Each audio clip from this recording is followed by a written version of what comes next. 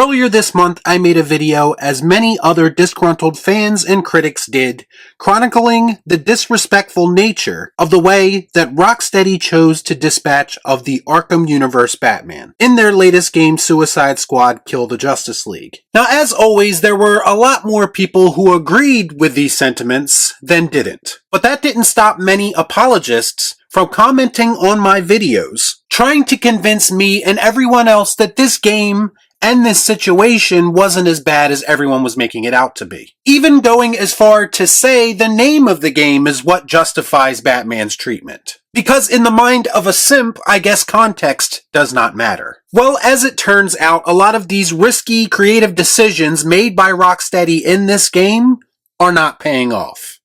Let's discuss. I watch so you don't have to. All I'm offering is the truth, nothing more.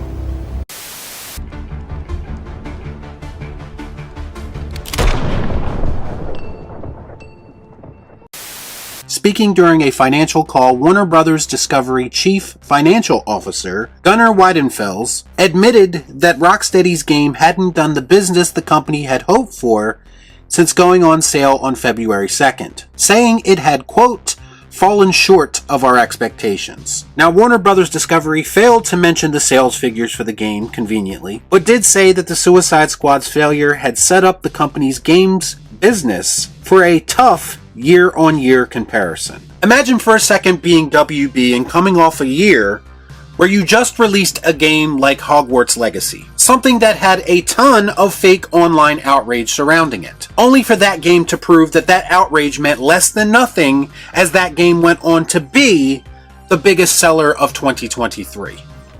Show me the money. And then we move into 2024, and WB is placing all of their faith in this once reliable source for entertainment known as Rocksteady, only for that new game they produced, Suicide Squad: Kill the Justice League, to end up being a flop. We now have actual proof that it doesn't matter if we're talking about movies, television, or video games. You can always count on WB to be inconsistent and to f up a good thing. So what happened? Where exactly did WB and Rocksteady go wrong here? It's been well documented that the disrespectful treatment of the Justice League in the game, most predominantly Batman, rubbed a lot of fans the wrong way. And it was pretty much an instant turnoff for a lot of people who were playing the game, and for people who were considering playing the game. Now, you could argue that it's called Kill the Justice League, and what did people expect until you are blue in the face? The point is, and has always been, it's not the fact that they killed characters, it's how they killed characters. That's the problem. That makes sense. You see, like in a movie or any other kind of media, shock value can only take you so far. Things still have to make sense from a character and story perspective. You can't just do things because you think it's cool, or that because you think it will get a rise out of people. Because you might not get the reaction that you think you are going to get in that situation. I've heard a lot of details about this game in regards to Rocksteady not taking the time to make sure things like characters, powers, and iconic pieces of lore are consistent across the board. Maybe if the Wonder Woman in this game wasn't so worried about toxic masculinity, her character would have been more equipped to deal with the Suicide Squad like she should have. Yes, Queen! Maybe if Rocksteady wasn't so concerned with moving away from the Arkham games and putting them to rest, they wouldn't have made the bonehead decision to definitively end that story in the way they did. Rocksteady could have very easily given us an open-world Superman game like the one that's been rumored for years. I think most people would have been satisfied with that.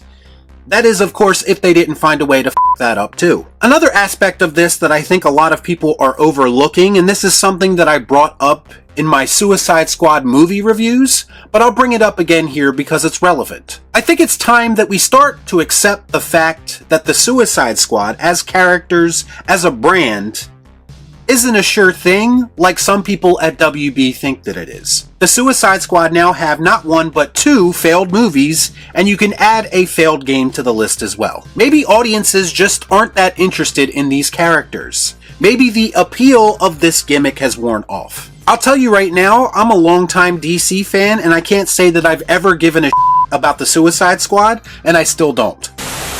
I don't care!